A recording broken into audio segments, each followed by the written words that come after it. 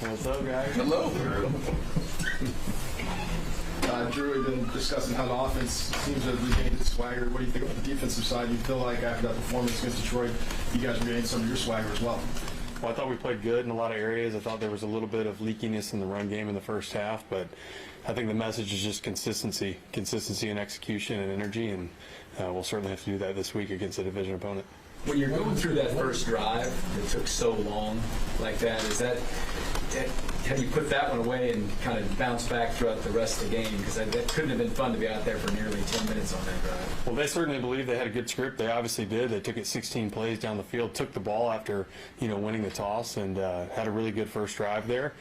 Fortunately, we were able to get off the field there and kind of force a field goal. But yeah, we wanted to definitely not spend 16 plays on the opening drive. We've seen the NFL, shift and change in terms of what offenses are trying to do. It seems like now a lot of teams are playing under center, 2 tight ends, maybe having an extra lineman. That obviously requires 3 linebackers. What can you tell from being on the team now, 3 years, having Leo, having Nick, that allows you guys to function well when a team is looking to get more linebackers on the field than usual? Well, we have athletic backers, and they've historically had that here.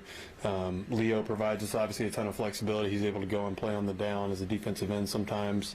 Will put me on the other edge sometimes. Nick's obviously a great player in the middle, and so we just have a lot of different pieces within the defense that we can move and operate and do different things with. And so when teams are trying to create matchups, that's really all the NFL is. We can present some challenges because we can have guys out there versus zebra, 11 personnel, or we can have base out there versus 12, 13, XL, whatever you want. And so I think the matchup problems are there. How does Spags, he does such a great job of, over the years, a lot of teams have success in the first 1 or 2 drives, but he ratchets it up and makes changes. How is he able to do that? Well, I mean, there's a lot of good offensive coordinators, and teams spend a lot of time on what we call their first 15, and so they're obviously studying our tape, seeing what are the holes, what are the big plays we've given up on defense, and they attack the concepts we do early in that first drive, and then as we see what they're trying to do to us schematically, we're able to make those adjustments on the sideline at halftime, and perform strong down the stretch. But ultimately, we want to come out the gates, executing at a high level. Drew, you mentioned specifically that the Lions took the ball. I mean, the standard procedure now is to defer to try to get what you guys got. Last score and the first score with the half. Did that resonate with the defense? Like, hey, they're not doing what they're supposed to do. This is kind of they're kind of sticking it to us, or no, is it just like, hey, we're up first? Well, I mean, I was out there and I was shocked when Jared was like, we'll take the ball. And I was like, okay. And so, yeah, you're fired up a little bit. You're going back to sideline and said they want the ball.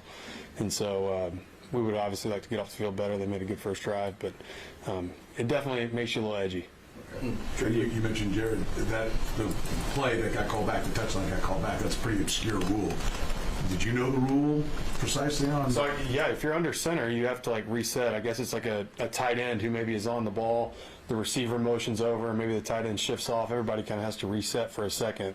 And so, yeah, that's part of the rule. But You knew it going in, though? I mean, I didn't know the specifics of that, but being under center, I know if you're on the line, you have to reset yourself off the line. But applying to the quarterback, yeah. Okay. Pound down. Drew, you have a unique perspective on this kind of being behind them, but how have you seen Omar Norman Lott and Achi Delati grow as the years carried along? Yeah, they're great talents, and they're learning schematically how to operate within our scheme. Obviously, 2 very explosive players. Ashton's very strong, Omar as well. Omar has great get-off there on the interior. But as they become more knowledgeable in what we're trying to do defensively, they're just going to become bigger and bigger assets for us.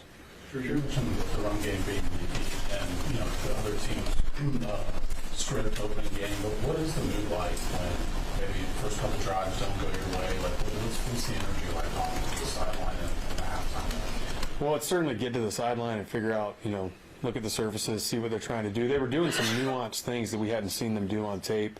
They were putting an XL in the game and then going tackle over with Panay and then running it back to that other side when we'd adjust our front and put everybody over there.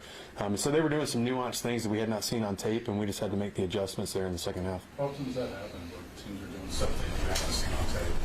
Well, I mean, teams have their base run game, and then they'll have schematic plays that they draw up each week.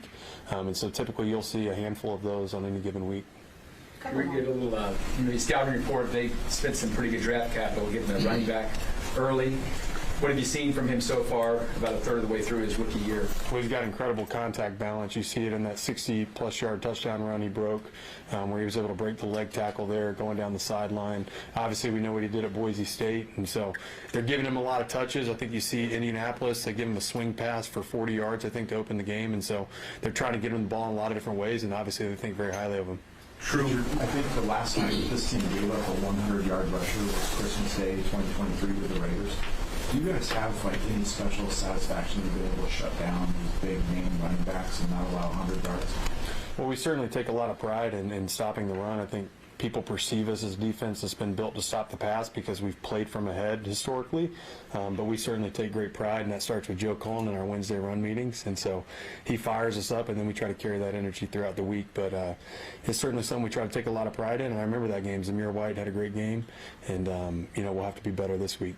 Last two, Shereen and Nick. Just a completely off-the-wall question. Are you a fan of the rope on the hat? I love the rope. Chris Jones debuted this hat in training camp, and I was like, I went to our hat guy, and I'm like, I don't know if this is just an exclusive Chris Jones hat or if I can get a piece of that. But I was like, please, can I get some of that action? Because I like the hat. Yeah, Drew, for you, when you play a team that physical and that tough like the Lions, how do you kind of make that the floor of your defensive performance going forward versus the ceiling? Well, I mean, we want to be playing our best football at the end of the season, not in the middle of the season or in any one given week. Certainly, we know we didn't play our best in Jacksonville the week before, had a 14-0 lead, and weren't able to close the door. And so we were able to play better versus Detroit, and we'll have to play good Sunday afternoon. It's a noon game, the first time we've played in that slot this year, and so that'll present another challenge. But we'll have to come out with a lot of energy and execution to beat a division opponent. Thank you, Drew. Yeah. See you guys.